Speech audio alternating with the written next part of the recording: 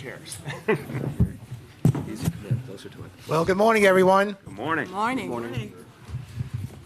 My name is Harry DiRienzo, and I am the president of Banana Kelly Community Improvement Association here in the Bronx. I'm happy to welcome the mayor here today. On behalf of our board of directors, our staff, and members, I am pleased to stand here today with the mayor to announce another step in his bold plan to close cluster sites. Our organization stands ready to assist the Blasio administration in accomplishing this objective, as do many of our sister organizations in the community development, supportive housing, and advocacy sectors. At this time, it is my distinct pleasure to introduce one of our board members and one of our resident leaders, Tahisha Fredericks, who is also a former cluster site, a shelter resident. Tahisha? Good morning, everyone. Such a wonderful day to be here, and it's an honor. My name is Tahisha Fredericks, and just like Harry mentioned, I'm a former resident of a temporary housing shelter, better known to some as a cluster site. Some of my fellow New Yorkers may not know this, but many of the residents of those temporary shelters are New Yorkers just like myself, hardworking, children doing all the right things, and they just want the best, just like we do, the best for themselves as well as their families. Before the shelter, we were a two-income household, 3 children, one graduating college, one finishing culinary school, the other, he was on his way to college. And today you'll get to see that the face of homelessness is not what you think it is. Many of your homeless people look just like many of you. In May 2014, things were really getting tight for us, and we were trying to keep our heads above water, trying to afford an apartment, and utilities was a fight that we was just not winning. We had to leave our beloved borough of Brooklyn, where we met, married, and raised our children. We did our best to avoid the shelter in the beginning. We just wanted our lives to be normal. We lived in low-budget motels for a very long time. We were very frugal with our spending. We still got up every morning and went to work. The children went to school. And unfortunately, the day came when we could no longer afford those low-budget motels, and we were placed in a building here in the Bronx not too far from here. The cluster apartment, I have to admit, was not very nice. The security was lacking, if there was security at all. Oftentimes, the electricity would fail, which scared me to pieces some days. There were times where the ceiling was falling in on us. It will rain down on us because the water would accumulate as we're getting up, getting ready for work and getting ready for school. But we did what we could. We adapted to the situation because we just wanted things to be normal. I worked 2 jobs at the time. I worked as a CNA at Mount Sinai for a little bit, and on the days that I wasn't working at the hospital, I was a teacher's assistant teaching the CNA program, teaching the skills in Harlem. So I did exactly what I needed to do. My husband worked hard. Our kids kept focused in school, and they finished. They completed at the top of their classes, a couple of them. But yet 10 to 11 months into our stay at the cluster site, organizers from Banana Kelly, who are here with us today, knocked on our door to discuss with us who they were and what they were all about and our options regarding affordable housing. We did not qualify because of our high incomes for the programs that were offered to some of the lower income families here in New York City. My husband and I knew nothing about de Blasio's affordable housing program, but in October 2016, my family and I were handed our keys to our apartment, and now we can afford our home without a hardship, which is what mattered to us most. And it's been a year since we moved in. It still feels really fresh and new to me. And being able to say that I'm home, you know, goes a little bit deeper than I can say to you today, but that's what today is all about. And I am so happy to be home. And after today, many New Yorkers will be able to move from a place where they're just getting by month to month like we were, and they'll be able to move into a place that they can call their home. And it is an honor to sit next to a man who is doing everything that he can to see to it that many and hundreds and thousands of New Yorkers just like us who work hard each and every day will be able to call this great city of ours home. And I'm just honored to be here. And ladies and gentlemen, it is with great pleasure to introduce to you the Mayor of New York City, Bill de Blasio.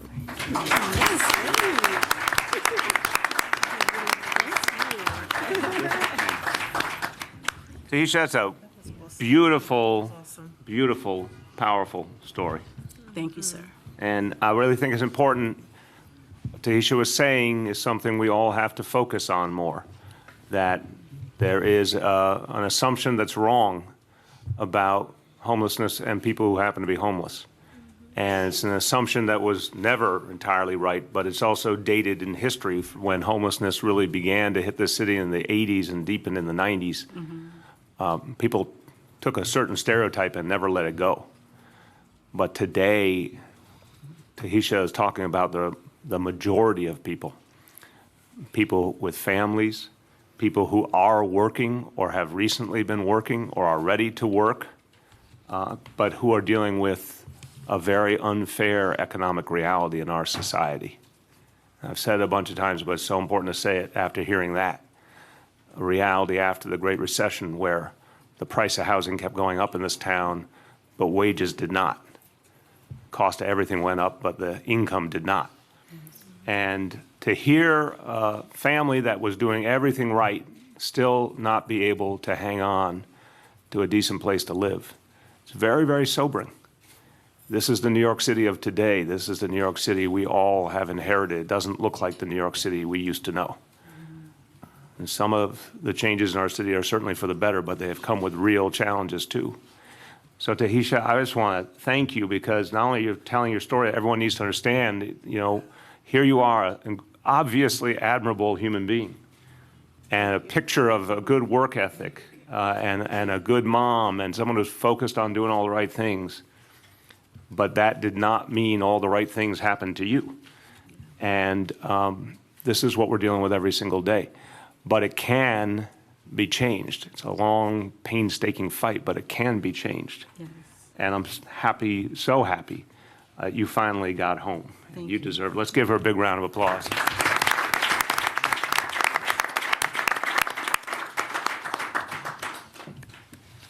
So we're going to talk today about this reality. I want to start by thanking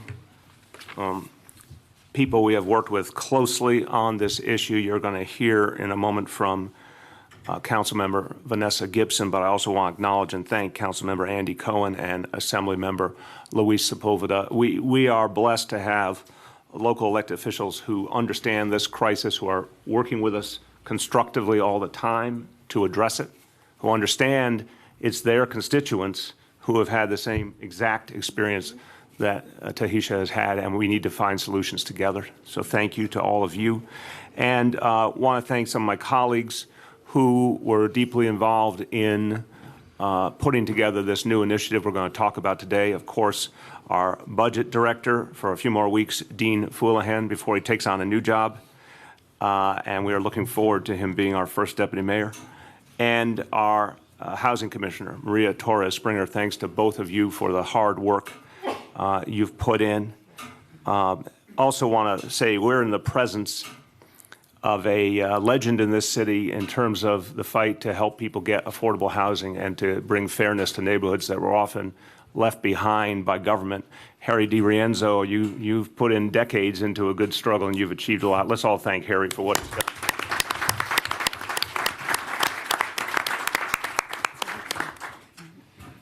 So the numbers tell the story in a different way than the way Tahisha told it, but they're sobering too.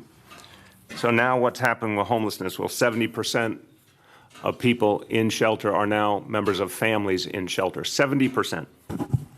You go back to the 80s, 90s, would have been unimaginable. We then thought of shelter, and in fact it was true, was overwhelmingly single men.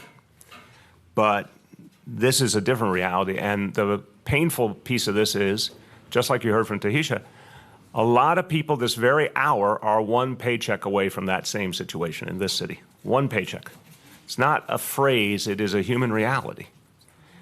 And every day they show up when that paycheck doesn't come or when there's some shocking, unexpected expense in their life, they show up looking for help. And as Steve Banks will tell you, thank God we have a lot of ways to help that do not involve having to go into shelter. And a lot of ways we can help keep people out of shelter and help them get on a better track, but some still end up needing shelter. That's today's reality.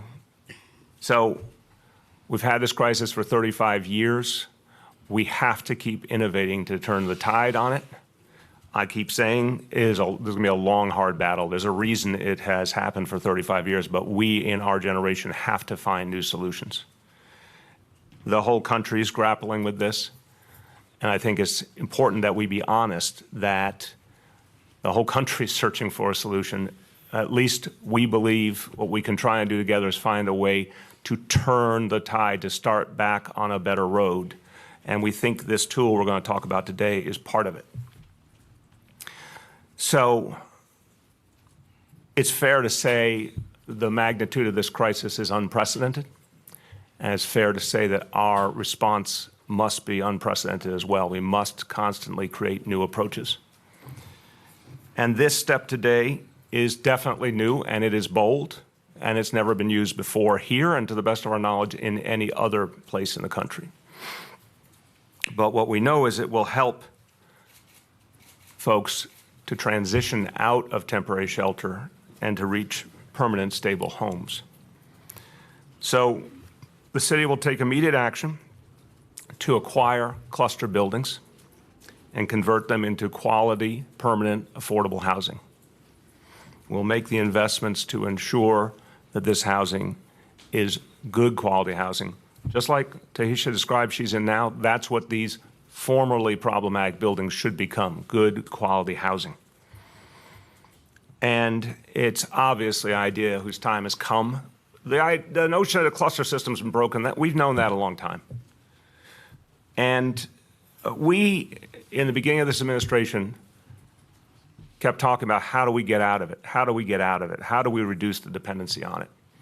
And the plan we put forward at the beginning of this year, we said, here's how we get out. Here's a timeline so that we'll never need to use clusters again. But we recognized we had to think even more deeply of where we could go. Now look, we said at the beginning of this year we would get out of the clusters by 2021.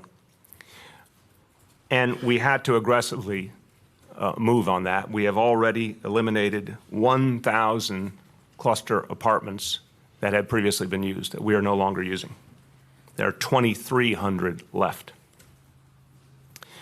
But what became clear is that to simply leave, although that was good on important levels, it wasn't necessarily enough because of the magnitude of the problem.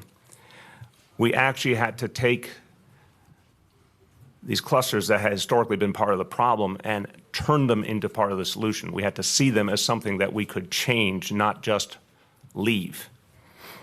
So we identified buildings. We're finalizing the list, but it's basically 25 to 30 buildings in which the majority of occupants are now homeless and there with city support. And we recognize that in those buildings, we could work with local nonprofits. We could help provide the financing for the nonprofits to buy the buildings and make that conversion to permanent affordable housing. This will reach, by the plan we are putting together now, more than 1,100 apartments. All of them will become rent stabilized. So they not only become affordable now, they get locked into long-term affordability. 800 of those apartments are currently occupied by homeless families. So those 800 people who now are in a temporary status would end up in a situation where their apartment was fixed up, made good quality, they would be given rent stabilization, they would have permanent affordable housing. No longer homeless by any stretch of the imagination. They would become New Yorkers with permanent affordable housing. We are working with the current landlords of those buildings. We're giving them a chance for sure to negotiate with us in good faith. We're asking them to do the right thing and work with us so that they can sell these buildings at a fair price and we can move forward this plan to create permanent affordable housing. But if there is not good faith negotiation, the city is prepared to use as a last resort eminent domain to take these buildings and convert them to permanent affordable housing. One way or another, we will achieve the goal. This plan is the first, as I said, to be used in this city or, to the best of our knowledge, anywhere in the country on this scale. It is unquestionably a new idea and a bold idea, but it is a necessary idea. And we will do whatever it takes to turn the tide on homelessness. So I'm encouraged at what we could achieve with this new approach. But it's just one piece of what has to be a constantly evolving strategy and what will be a long, long battle. I'll say that every time. Even when I think we've found a powerful new tool, it's still going to be a long, long battle. A few words in Spanish. Nuestra ciudad está usando todos los recursos posibles para atender la crisis de las personas sin hogar. Hoy anunciamos un plan para convertir viviendas temporales para neoyorquinos sin techo en hogares permanentes. El plan dará viviendas asequibles de calidad a más de 800 familias sin hogar. With that, I want to turn to our Social Services Commissioner, Steve Banks, who certainly has the long view on this issue, has been working to constantly innovate. And again, as I turn to Steve, I want to offer my great appreciation to everyone at OMB, at HPD, at the Law Department, everyone who worked together on this plan, and obviously, Steve, to you and your team. Thank you for helping us to innovate a new approach. Ladies and gentlemen, Commissioner Steve Banks. Thank you. Good morning. And I want to just say, Mayor, your leadership in addressing homelessness has been extraordinary. As you know, I sued 4 mayors and 6 governors. And there are so many pieces that you are putting in place to innovate creative solutions that if we'd had in place for many years, we may be in a different place. But we're at the moment we're at now. Yep. And we're ready to move forward. I want to acknowledge my partner, Commissioner Maria Torres Springer. HPD and Department of Social Services are working very closely together on this initiative and so many other initiatives, but we could not be able to move forward with this bold step without the partnership with HPD and the Commissioner. I think the Mayor's laid out the outlines, and let me just fill in some details, but I want to emphasize a point that the Mayor made, particularly with respect to what happened in Taisha's situation. The number of innovative approaches that we have put in place are part of a comprehensive plan. This is one part of that plan. We have invested unprecedented resources in prevention, because that is the first goal, to prevent homelessness, providing legal assistance, providing rent arrears payments. Once in shelter, we put in resources to improve services in shelter. We have programs in place to bring people in off the streets, and we have programs to relocate people to permanent housing. This is a piece of that comprehensive approach to address the cluster closure plan that we laid out. Cluster plan dates back to cluster program dates back to 2000, and it is one in which at its high point there were approximately 3,600 apartments in use at the beginning of the mayor's 90-day review of homeless services. And as the mayor described, we have been able to totally get out of 1,000 of those units, and 300 of them have been turned into licensed Tier 2 shelters approved by the state. To continue to make progress, however, we have been reviewing what our options are. And of course, we would want tenants to be able to have leases wherever we can, but this tool is consistent with the urgency of the situation, which will allow us to move forward with financing locally based not-for-profit housing developers like Banana Kelly is a good example of a locally based, reputable not-for-profit housing developer, financing their ability to acquire buildings and preserve them for permanent housing. The focus has been on 25 to 30 buildings in which more than half of the units, the majority of the units, are being used as part of the cluster program. There are 1,100 or so apartments in those buildings, 800 of which are being used for cluster shelter. In those 800 units, there are about 3,000 people. And as part of the transaction that we are prepared to finance, the not-for-profits will purchase, will negotiate with landlords, purchase the buildings, upgrade them as the mayor described to make sure that the conditions that are appropriate, and then each individual person in the tenant in the building will have a rent-stabilized lease for permanent affordability. For the homeless families that are there, obviously, we want to keep working with them and move them into permanent housing. Even every day we're working on that and connecting them with appropriate services. But if they're there at the point of the transaction, they will have the opportunity to remain there. They won't be forced to. It'll be a choice.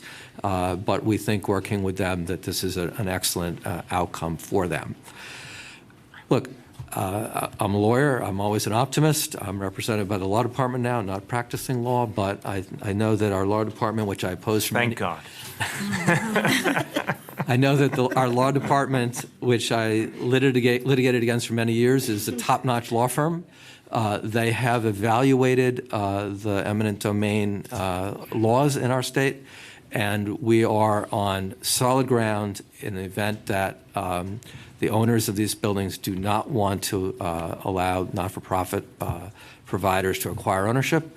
We are on solid legal ground to move forward with an eminent domain proceeding and pay a fair price through a court proceeding if the landlords won't agree to pay outside of court. But again, we're challenging them to do the right thing here. And as a result of that, we will end up with moving forward significantly with our plan to get out of clusters, but in the process, converting the units to permanent housing, essentially addressing two needs at the same time. We are moving forward expeditiously with this initiative, and we think it is an important step to address family homelessness in New York City. Thank you very much, Commissioner.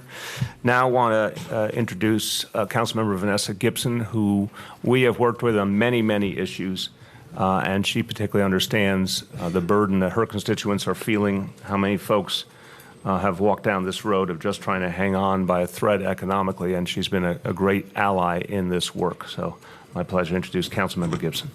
Thank you so much, Mr. Mayor, and good afternoon, ladies and gentlemen. It's always a great pleasure to be here at Banana Kelly. I certainly want to join the mayor in thanking Harry DiRienzo and the Banana Kelly team, the family of an incredible community-based local organization for so many years has been stabilizing families and providing critical, affordable housing opportunities here in the Bronx. I'm grateful that today's announcement is here at one of our buildings. And I certainly want to thank Tahisha for her incredible strength and courage to share her story. We know the faces of homelessness, and we know that Tahisha's story is certainly the story of many New Yorkers and many families that struggle to survive, that struggle with affordability, that struggle with maintaining their families across this city. So I am thankful because today's announcement is a recognition, it's a recommitment of our dedication to providing affordable housing for so many families across this city. I fundamentally believe that affordable housing is the cornerstone and the foundation of our commitment in this city to provide stability in housing, to strengthen families, and truly address the crisis that we have in homelessness. And I want to also thank our Commissioner of DHS, Commissioner Stephen Banks, as well as our Commissioner of HPD, Maria Springer-Torres. Thank you so much for your partnership. We've been working together since I've joined the City Council just 4 years ago, and I certainly recognize that today is an important announcement. I want to commend our mayor and this administration for their commitment. We've already seen great success with phasing out 1,000 units of cluster housing, and certainly we know we have more to go. And I would also recognize that the majority of the cluster housing and families we have are predominantly in the Bronx and in the district I represent, which is District 16. So this is a vital need to do. This is something that is important, and it's also a recognition that we are not in this city just talking the talk, but we are also walking the walk. We are committing resources where we know we can invest in families and bring stability to so many of our children. Sustainable and long-term affordable housing is an essential fabric of our city. In all the work we do in creating jobs and summer youth and economic development, affordable housing is a critical part of that circle and of that conversation. And many of these buildings in which many of our cluster units are located have oftentimes been neglected buildings that have not been invested in. And so as we are partnering with local community-based organizations like Banana Kelly, we are allowing them an opportunity to own and operate these buildings and bring them back to life. I would also recognize that while we're investing in these buildings, we're also sending a message to all of the families that live in these buildings that are not in cluster housing as well. Because when you invest in buildings like community facilities, like furnaces and boilers and roofs and elevators, you're investing in the entire building. So this is a win twofold. We're addressing the phasing out of cluster units, but we're also looking at many of our traditional families that are living in affordable housing, as well as addressing those needs too. So I am thankful as someone who's worked with our mayor as a member of the General Welfare Committee. We've had countless hearings on this topic, Commissioner Banks knows, but we are truly passionate because we know that our families and their residents deserve nothing less than the best. And it is our responsibility to make sure that we get that. So I look forward to our work ahead as we all begin our next terms in January. We do have a lot more work to go. And the fact that we're talking about families who are living in low-income backgrounds, who are on fixed incomes, many families of color. To me, it is absolutely important, but it's deeply personal. And so I want to make sure that as we work together, we create more success stories just like Tahisha, because we know that there are many, many stories out there that we want to recreate, right? And we want to make sure that the ending is a good ending, and a good measure is through affordable housing. So thank you, Mr. Mayor, for your commitment. Thank you for making today's announcement here in the Bronx. We appreciate it because this is important to all of my colleagues, Councilmember Salamanca, Councilmember Cohen, Councilmember Torres, and Councilmember Cabrera. We represent many of these cluster families. So we thank you for your efforts. We look forward to seeing this come to fruition. And I'm thankful that we're being creative. If we need to use eminent domain, then let's do it. Because at the end of the day, our residents deserve it, and they deserve nothing less than that. So I look forward to it. Thank you so much. Thank you so much, Councilmember. Okay, we're going to take questions on today's announcement, and then we're going to take questions on other topics way back. First, what's the timeline for all this? And second, can you be more specific, maybe Mr. Banks can, and the specific legal basis for eminent domain? Sure. 2018 is the timeline. So Again, we would like fruitful, positive negotiations to result in a sale at an appropriate price.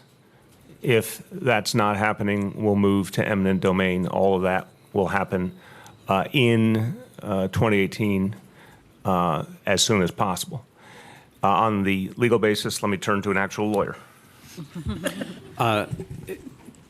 The legal basis is the eminent domain law allows you for a public purpose to make use of, to offer a fair price for someone's property. We are doing that here, and our public purpose is addressing homelessness, family homelessness, and ending the cluster program. It's important that that context be understood, that, as we've said many times, it's a public purpose of the city is ending this 17-year-old program, and that is the underlying basis for us being able to take this action. I want to emphasize that if we have to go the eminent domain route, it still provides for a fair price through a court proceeding. Our hope is that we don't have to go that route and we can do that out of court. Okay, great. Yes.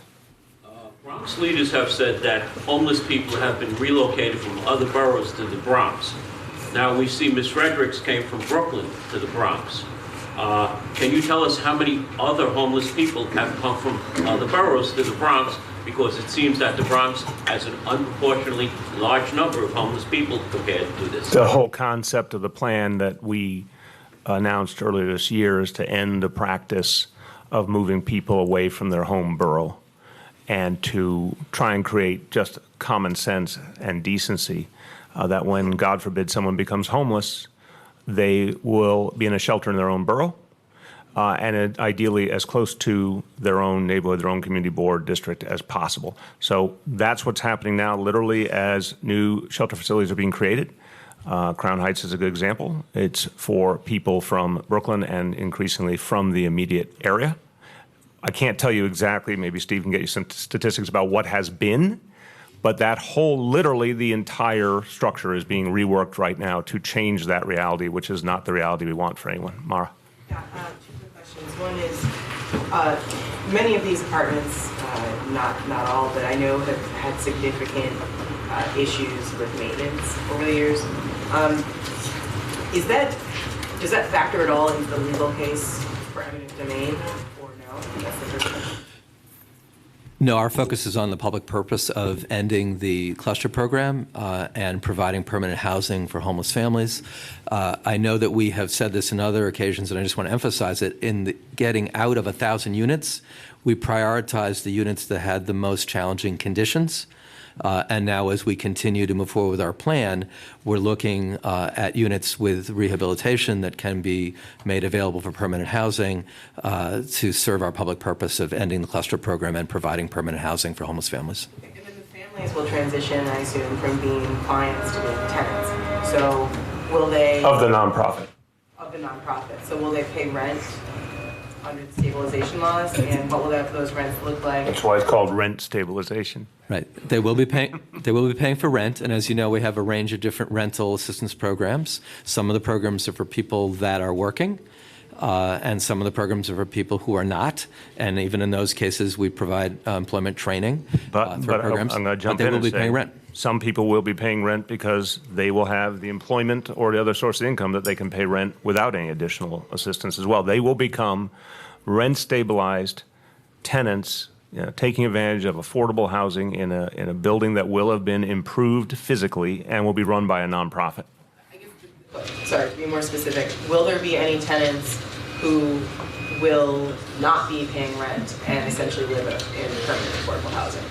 In other words, will the city be subsidizing the rents of some of these tenants? I'm going to start just common sense as the non-expert. That's literally a year-to-year thing. Our affordable housing program in general, and Maria might want to chime in, when you're in one of our affordable housing programs, we have that 30% of income stipulation, but that is an annual recalculation.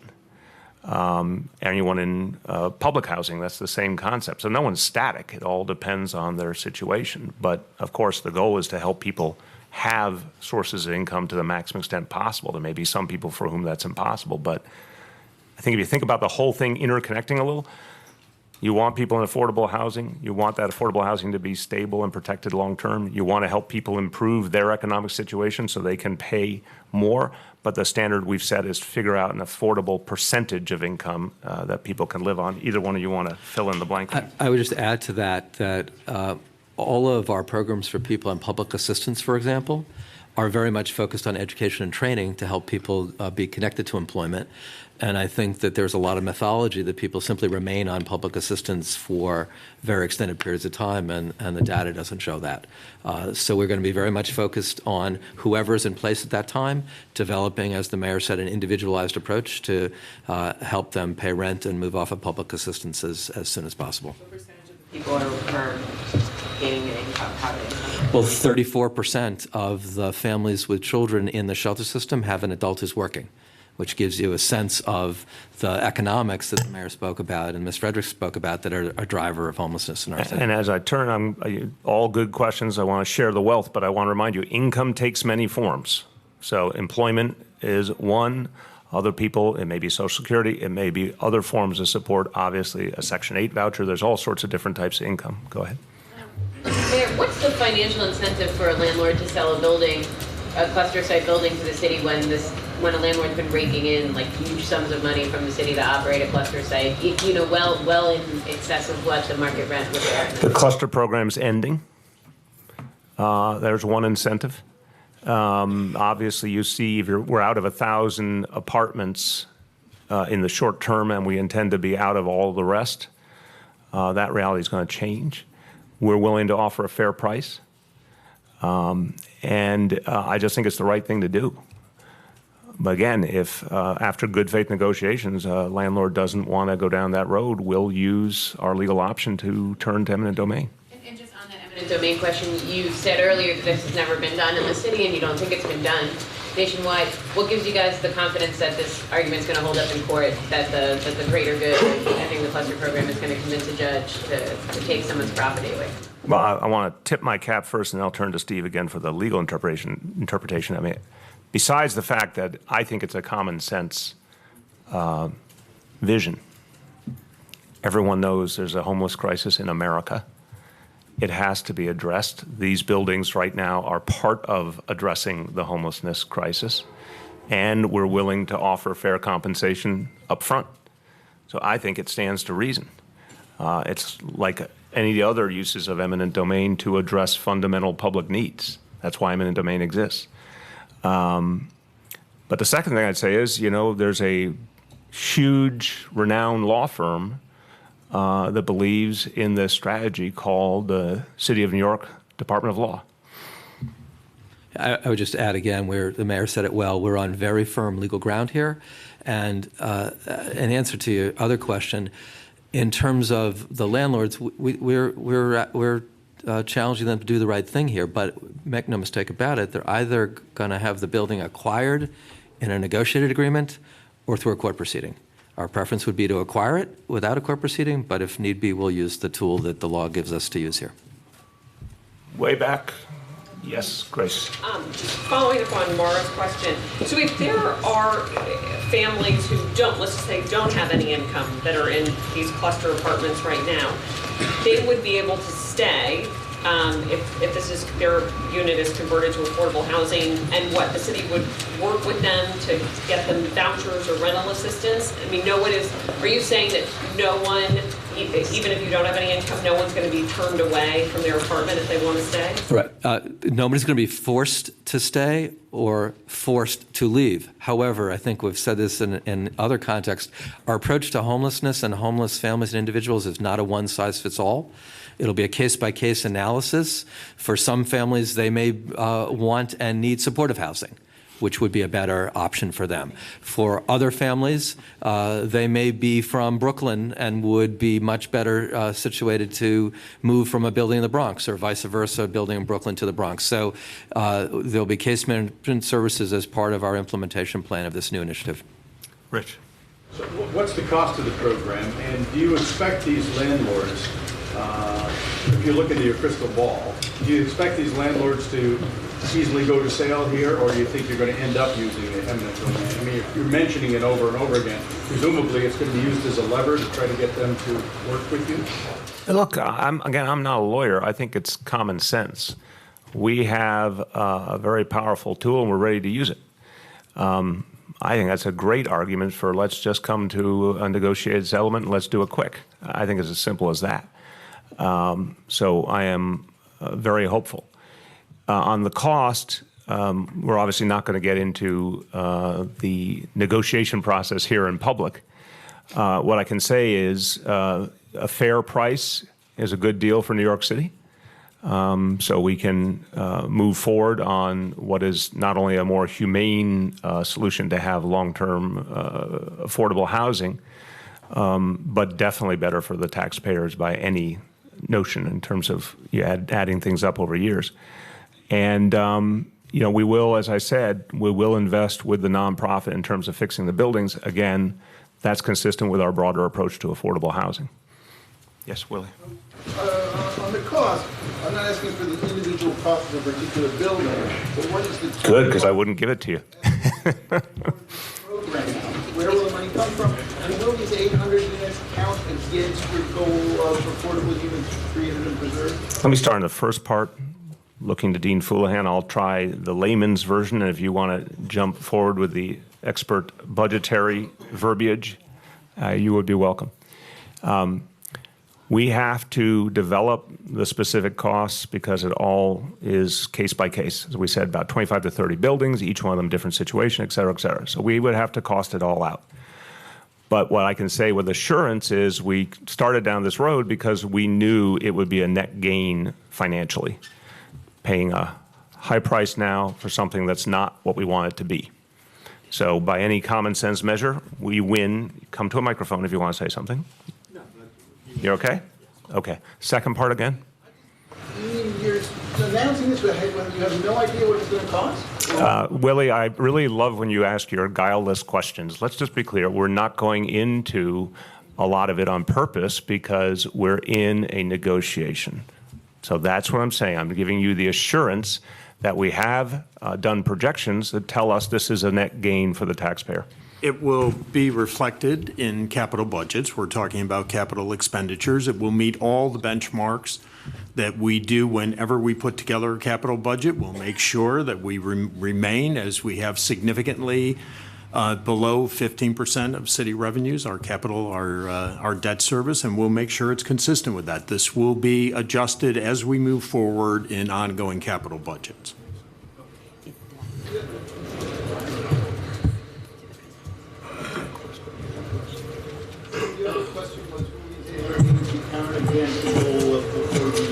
Yes, they will. They will count towards the overall goal on the preservation side of the ledger.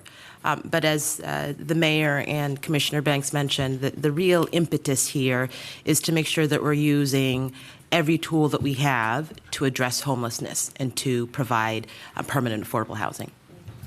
Who else? Michael. You said the timeline for this is 2018, right? 2018. Okay. So, I mean, if you're using eminent domain and you have landlords who are resisting in court, do you expect to have to push back that timeline? Do you see that as potentially problematic for reaching the time goal? No, I mean, I'll start, and again, Steve can speak to the legal dynamic. Again, we come in peace. We are looking for a good faith solution. And we're very hopeful we can get to a good faith solution. We want that good faith solution as early as possible in 2018 so we can get on with this important work. If we can't reach it, and that is a building by building discussion, this is not a class, this is each individual landlord we're talking about, we will proceed during 2018 at a time of our own choosing. If we feel negotiations are exhausted, we will proceed with the eminent domain action legally. I'm not saying it'll all be resolved. If we take that path, I'm not saying everything's resolved. Steve can give a sense of that. But either way you slice it, we're crossing the Rubicon in 2018. We're either coming to a negotiated outcome, our strong preference, or we're initiating legal action. You agree with that summary, or you want to amend? I agree with that summary, and I would only add that this is a way to accelerate our 2021 plan to end the use of clusters, and that's again the purpose of using this tool. And we will, as the mayor said, will be either in a resolution out of court or in court.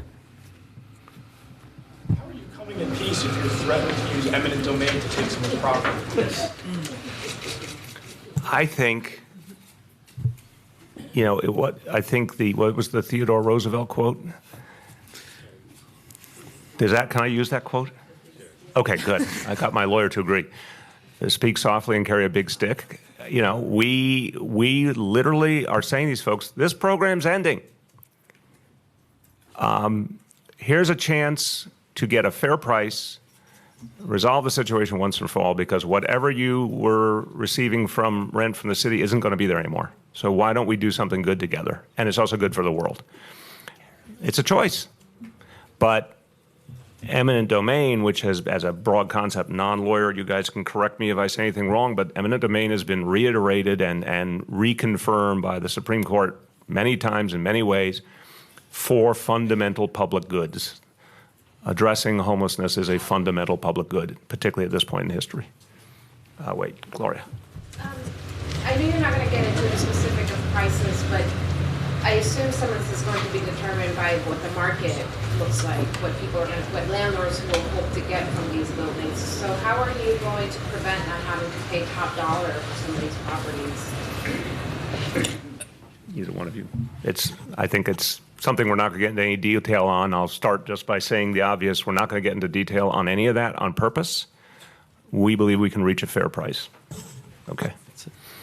Mayor, you own a home that you presumably purchased from somebody.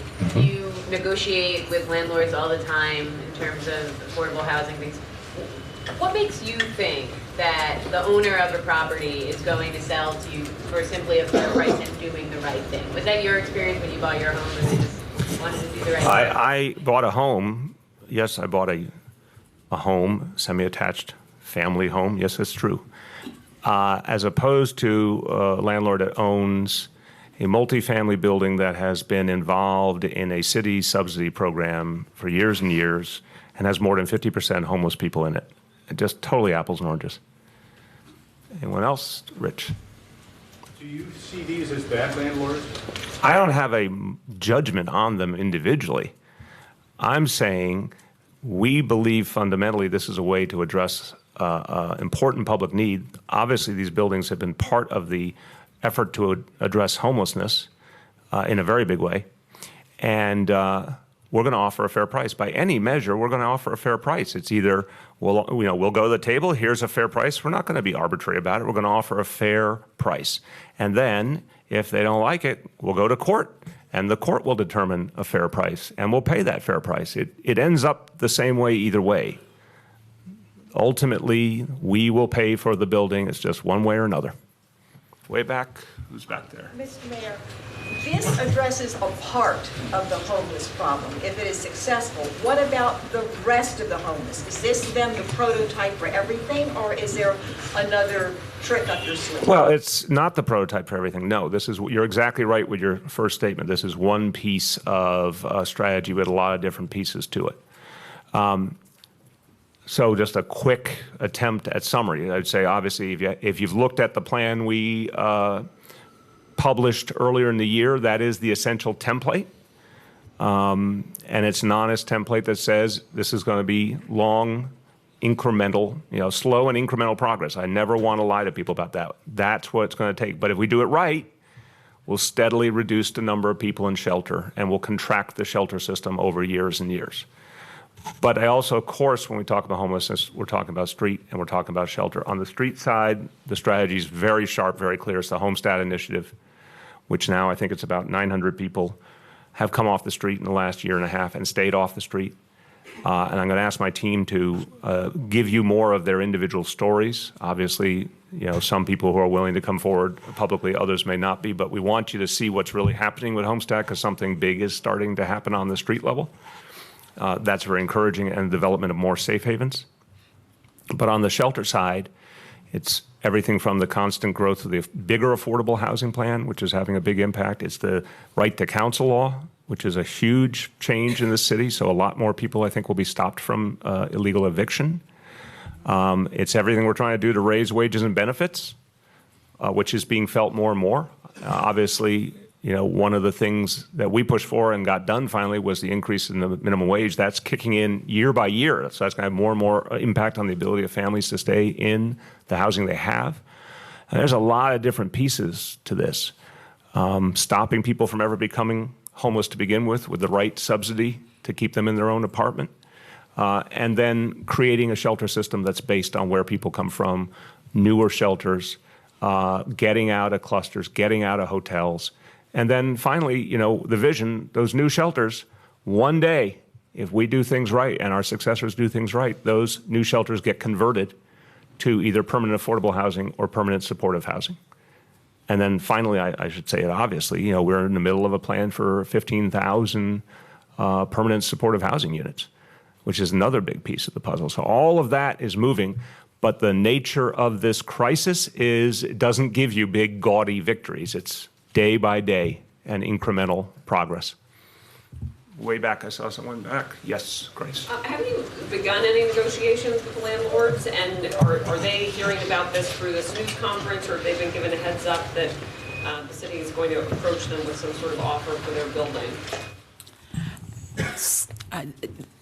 Negotiations have begun with some of the landlords, and as the mayor mentioned, that will continue through next year, and we hope to come to conclusion with some of those, and if we don't, we'll move forward with eminent domain. What's been the usual reaction? Of course, I wouldn't want to undermine our negotiations by providing those specifics, but I will say that our discussions with owners have been in good faith, and we have challenged them to do the right thing, and we hope that's the outcome we'll get over the course of the next several months.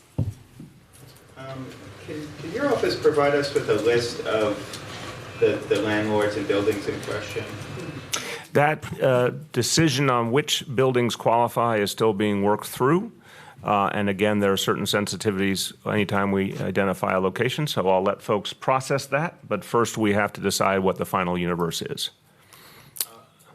Please. More questions. When we're talking about eminent domain, we're talking about buildings, right? Not, you can't do units, a unit by unit, can you? It's a building approach. So as we said, we've identified 25 to 30 buildings, and that includes a total of about 800 cluster units and 300 or so units with permanent tenants in them who will remain and have upgraded conditions as well.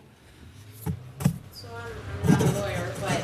Join the group. Domain, I understand the part about the public good, but does that definition narrow at all when you talk about private property and you can't, I mean, can the government just take your private property? But I just want to start as the non-lawyer, answering the non-lawyer.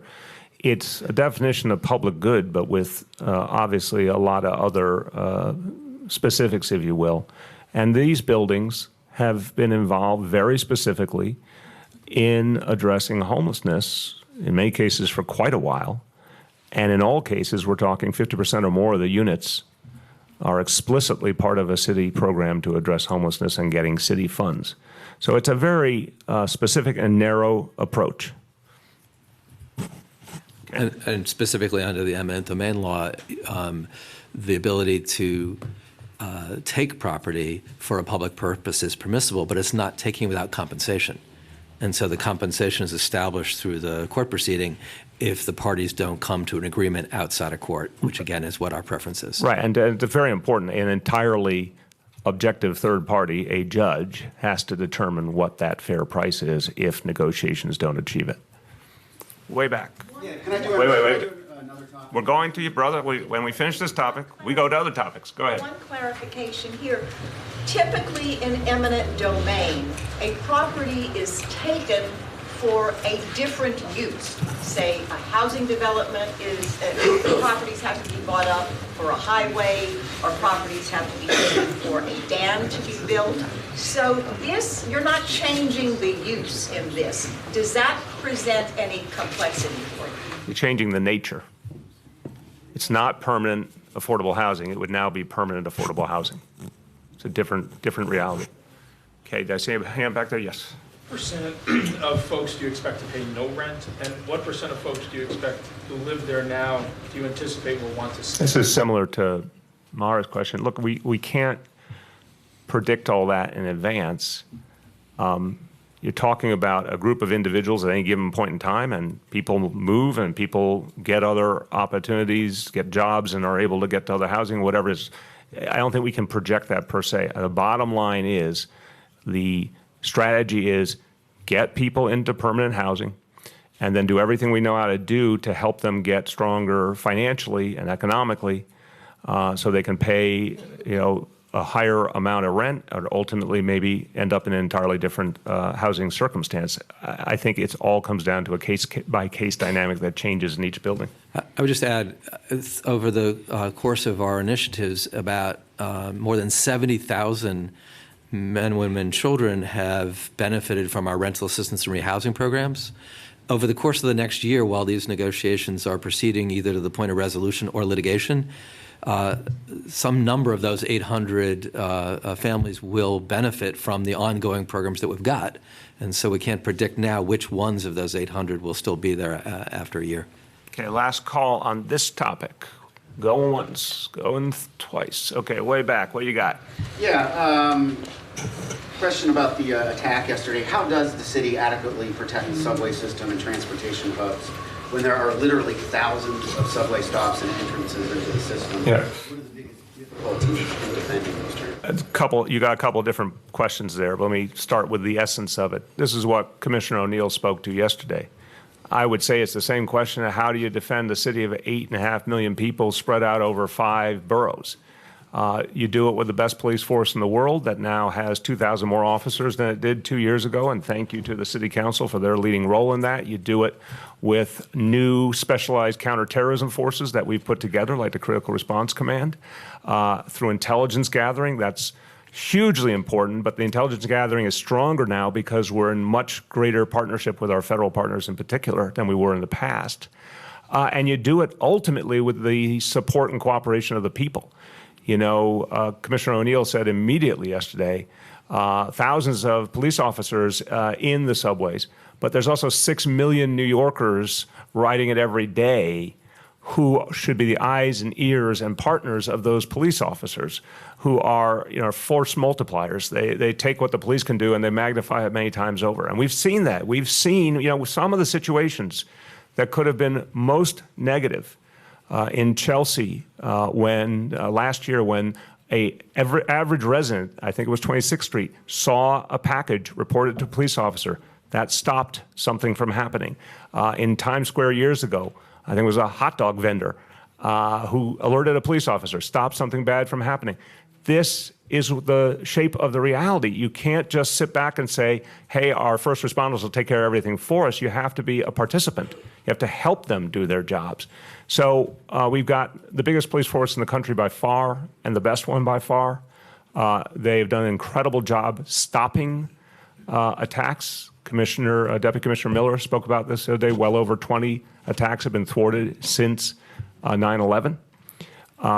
But we also have to recognize the time we're in history. Everyone can help the police. If you see something, say something. Who else? Go ahead. It looks like the Right to Know Act is going to come up to a vote in the council next week. It seems clear to pass. Will you sign it, and can you talk about it? There have been good collegial negotiations involving our administration, including the NYPD. And the issues that we had in the beginning, I think, have been addressed effectively. I think these bills are fair. I think it's also very good that the NYPD, starting last year and continuing through this year, implemented its own approach on these issues and changed the reality on the ground in an effective way. But I'm also comfortable this legislation is consistent with the approach the NYPD has taken and is a good piece of reform legislation. Clarifies how people will have more information when an officer addresses them, clarifies how searches are undertaken. It's been a good collegial negotiation, and we feel good about it. You're going to sign it if it passes. I look forward to you. Go ahead. Just to follow up, can you be specific about the changes that were made that led you to be supportive of the bill? My team can give you the chapter and verse and the line by line. I'll say broadly from the beginning, I wanted to see if we were to go down a legislative road. And again, I state very clearly, I believe the best approach initially certainly was to let the NYPD do this administratively. They did. They did it very effectively. And I've said to a lot of people who care about the issue, if you've got specific instances where you feel the rules weren't followed on the ground by officers, please come to me, and no one's ever come to me. I think the administrative approach really worked and was part of the overall reforms that we've put in place in policing in this city. Whether you talk about moving away from the overuse of stop and frisk or the retraining of the police force and de-escalation tactics or neighborhood policing, what was done administratively on searches and on officer identification was very consistent with all the reforms and I think worked. But there's obviously been a yearning in the council to address this legislatively for the long term, which is an understandable concern. I said consistently I was open if it could be done in a way that made sure our police could do their jobs effectively in terms of protecting us and strike the right balance. And I think the legislation, after a long process, got there. Yes. And I just want to say to my council colleagues, if at any point you want to jump in, feel free. Go ahead. I want to talk about the terrorist attack yesterday. Did New York just get lucky? And given the fact that we've heard from police officials and it's obvious to everyone that there's more lone wolf style attacks, people who are getting radicalized on the internet. Has there been any discussion about changing NYPD surveillance tactics? No. And I think we got to put this in perspective. This is very unsettling for people when something like this happens. And it's a painful, painful reality. But New Yorkers are also incredibly mature. You saw their response on October 31st. I couldn't be prouder of this city. Something horrible happened. Everyone understood exactly what it was. People went right back to their lives. They didn't live in fear. They mourned those we lost, and they moved forward. So this is the time we're living in. We understand this challenge is happening all over the world. But a lone wolf is still an isolated actor who, I detest the fact that some people decide to use violence for whatever sad and sick reasons in many cases. But they're an individual actor. And we've seen horrible incidents around the country have nothing to do with the kind of terrorism we're talking about in this case, but are equally horrible and violent. And in many cases where there was no warning someone might do something, we have to figure out the bigger solutions. I think there are some in terms of that huge challenge, for example, sensible gun safety legislation. But people recognize it's a feature in our society we have to try and address, but at the same time, we cannot let it stop us or change who we are. So I think the notion of going back to a broken approach to quote-unquote surveillance would only make the situation worse. Vast majority of people in all different kinds of communities recognize in this city that they are respected, that they are included, that they have opportunity. Those are the things that help avoid people feeling isolated or, God forbid, becoming radicalized. Some people still, whether it's a mental health condition or something else, might be tempted by it. But let's face it, a societal dynamic where the society works for everyone is a good preventative measure. And that's what we're trying to do here. So, but going back to the broken approach to surveillance would only alienate people and create division in a way that's counterproductive. Yeah. Mayor, I wanted to ask you about a letter that 48 tenants at the Red Hook houses got regarding saying basically that they could be evicted for a breach of lease because of lead paint in their apartment, which obviously is not their That fault. was a stupid mistake. I mean, how does a stupid mistake like that happen? I don't know. I wasn't there, but it was a stupid mistake. Bureaucracies never fail to amaze me. Everyone has been notified that that was a mistake, and of course, they are staying in their apartments. I have seen things like that over the years in pretty much every city department. It's not acceptable. We'll go and make sure it doesn't happen again, but just really stupid. President Trump should resign over sexual misconduct allegations? I think there should be a full investigation of those allegations. Obviously, I fundamentally disagree with President Trump on essentially everything. But I think the right thing to do is, if he wants to come forward and tell us the whole truth, which I'm sure he hasn't, and lay on the table everything, that would be helpful. But the best way to handle something like this is an objective investigation. I think it's great that Robert Mueller is investigating the alleged efforts by Russia to influence our election. I think there should equally be an investigation into the charges against President Trump, because they've been stated by many individuals, and obviously with the elected officials or candidates in all these other cases recently, and people in the media and Hollywood, the allegations have led to action. Why is there only one person who the allegations have not led to any follow-up, and that's Donald Trump? Of course there should be a full investigation. There should be a full investigation. As a result of the investigation, if it's proven true, of course, then he should step down. Go ahead. This survey program that MOPJ is doing in the courts, what is the purpose of this from your perspective? I mean, do you regret putting the money into giving out Dunkin' Donut gift cards to the people in court? Michael, it may shock you that I was not in the meeting determining whether there should be Dunkin' Donuts gift cards. I know I micromanage a lot, but not that much.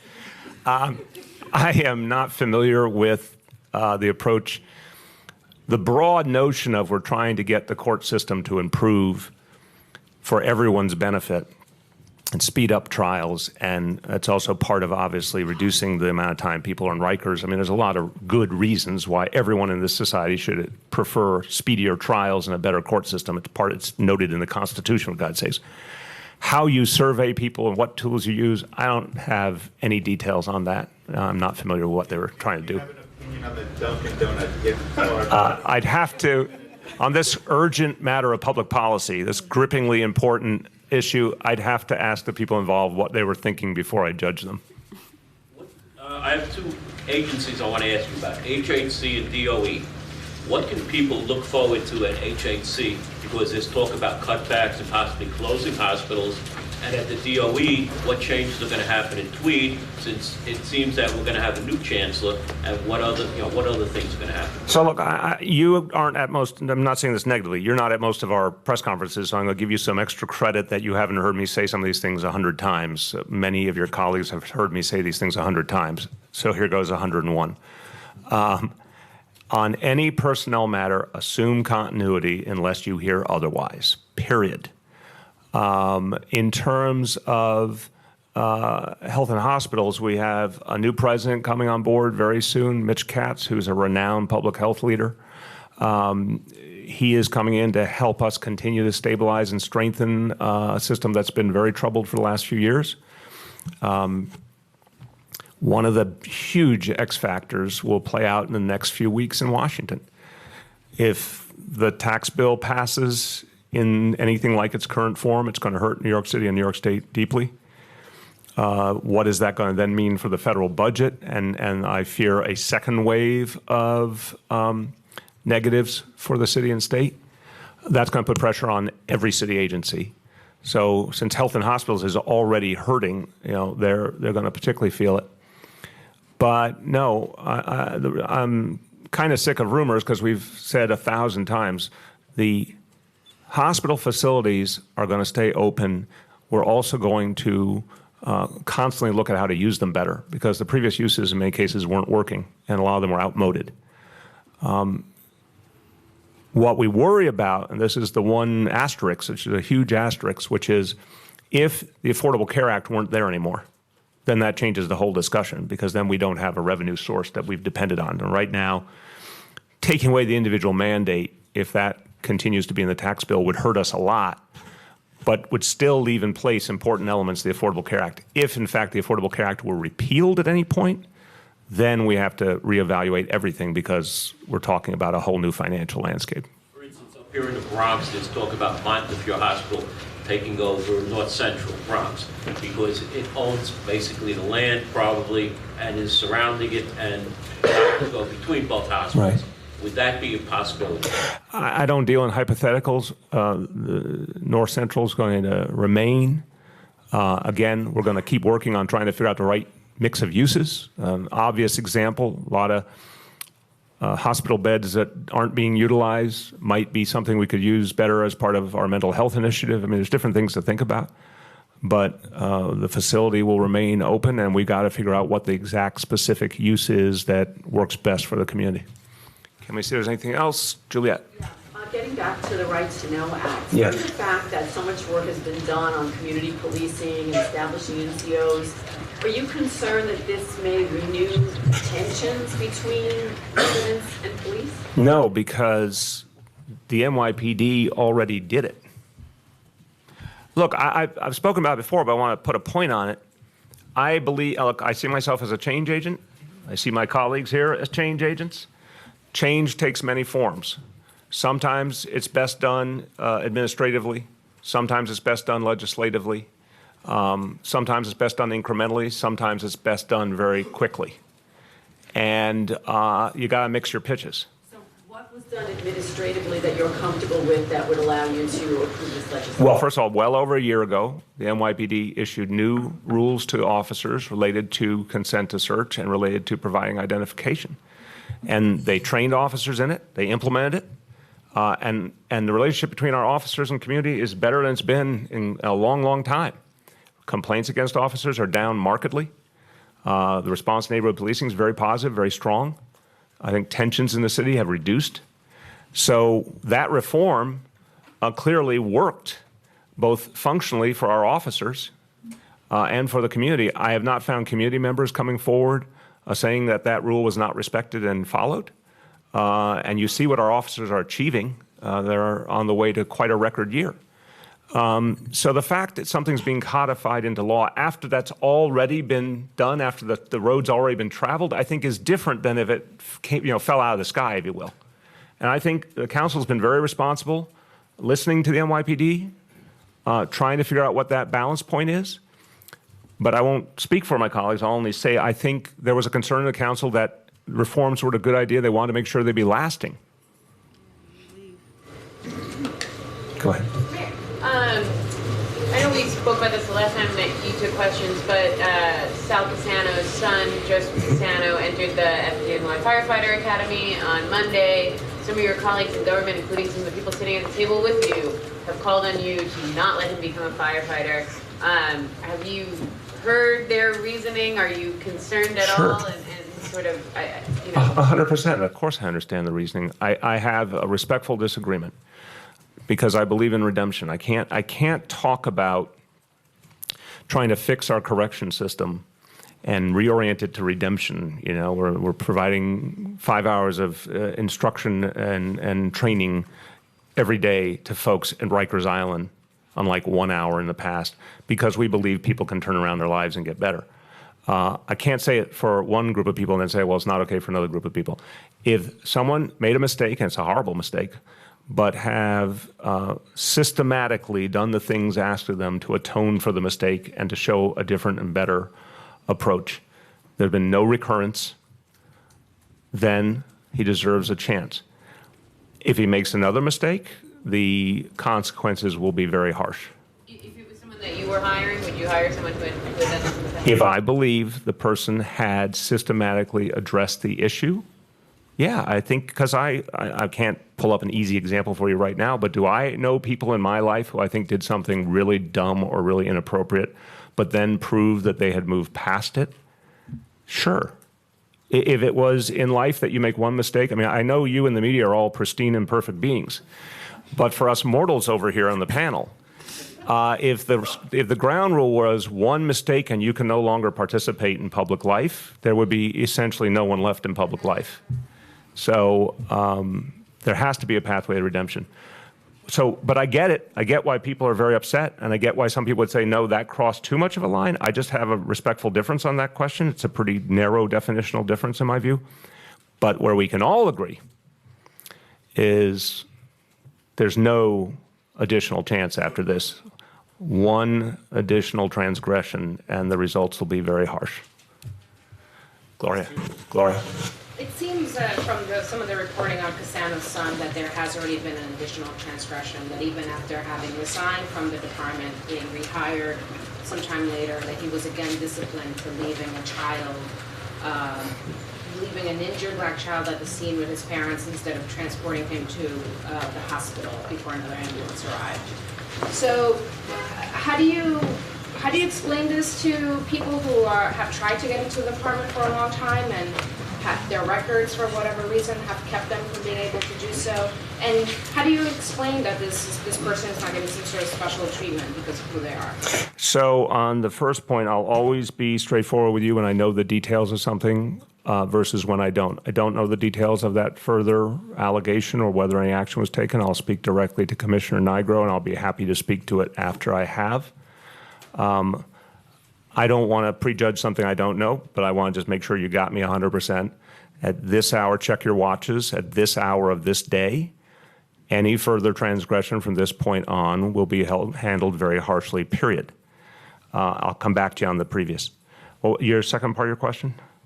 How do you explain this to people who see it as Cassano getting special treatment because of who he is, and people who have had a really difficult time getting into the department for whatever reason, their record or not being able to pass the test several times, and this person is sort of being fast-tracked?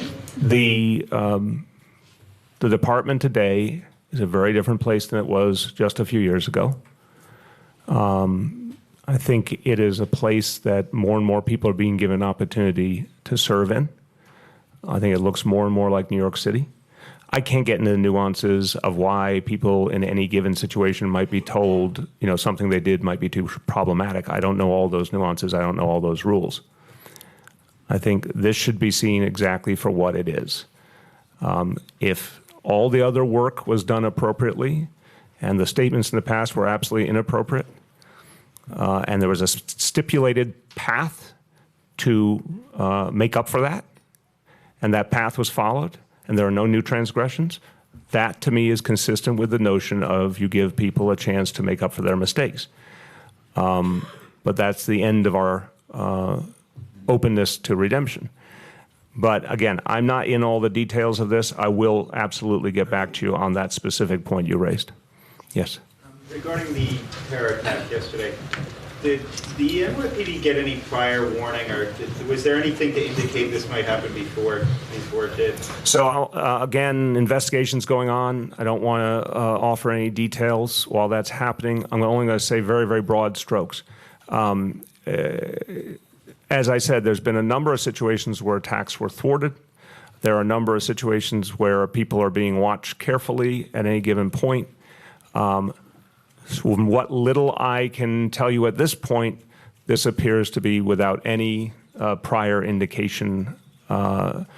He, as I think you know, did not have a criminal record, nothing that was known about his family previously that seems to be a problem from what, again, I've been briefed on so far. But I don't want to say that definitively until we have concluded the investigation. Way back, last one. Does the attack yesterday and the way the attacker got here, cause you to reconsider your support for chain migration?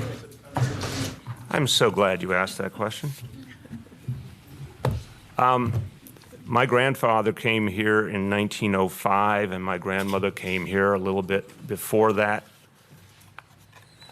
And they have said before they did not have a lot of formal education. They did not speak English. My grandfather, Giovanni, never really fully got the hang of English, but I want to give him credit. He didn't have a lot of time. He was only here 70 years.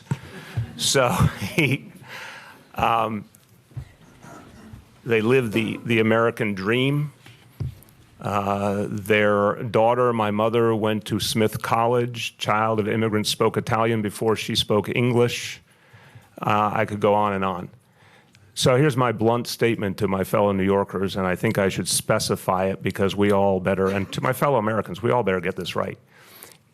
let's take it from a New York perspective. If you are Italian American, if you are Irish American, if you are Jewish American, your family particularly comes from Eastern Europe, so you're parts of the great waves of migration, latter part of the 19th century, beginning of the 20th century. You and probably a lot of people in your family are only here because other family members were allowed to come after the first family members got here. That's called family reunification. But if we're now talking about a new generation of immigrants who are, in many cases, people of color, and suddenly it's quote-unquote chain migration and it's a bad thing, well, then are we saying we wish all of our grandparents and great-grandparents were not allowed to come in following the family members who came here first? I mean, let's be really blunt about it. Well, none of us, I wouldn't be here if that were the standard. I literally would not be here, because I know for a fact that for both my grandmother and grandfather, they had family members who came ahead. So, you know, it's just disgusting to me that there's an effort to vilify immigration and to vilify immigrants of any color whatsoever. And it's got to stop. It's un-American, profoundly un-American. And it's also, you know, we've got to just stop this ridiculous double standard. You know, if it was good enough for your ancestors, it should be good enough for the people of today.